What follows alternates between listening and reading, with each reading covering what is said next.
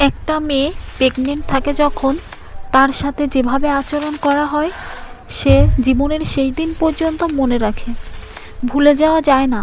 গর্ভধারণের সময়টা একজন মেয়ের জীবনের সবচেয়ে সংবেদনশীল অধ্যায়। তখনকার আচরণ হৃদয়ে স্থায়ী দাগ হয়ে থাকে, ভুলে যাওয়া সম্ভব নয়। আমার প্রেগনেন্সি সময় যেভাবে আমাকে কষ্ট দিয়েছো, তোমরা মনে রেখো, সেই ব্যথা আজও আমার বুকের মধ্যে আগুন জ্বলে।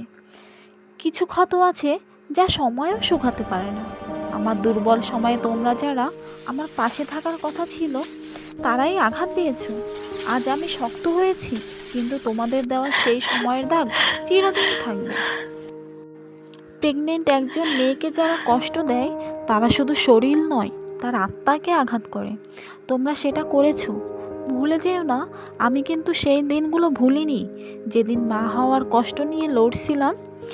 সেদিন তোমার আচরণ ছিল নির্মম। আজ শক্ত হয়ে দাঁড়িয়ে আছি, কিন্তু সেই সময়ের কথা মনে পড়লে আজও ভিতরটা কেঁপে ওঠে।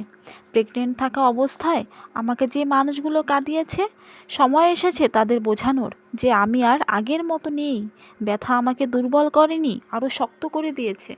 বাচ্চা হওয়ার পর ভেবেছিলাম শান্তি আসবে, কিন্তু তখনই আমার জীবনের সবচেয়ে বড় ঝড় নেমে এলো।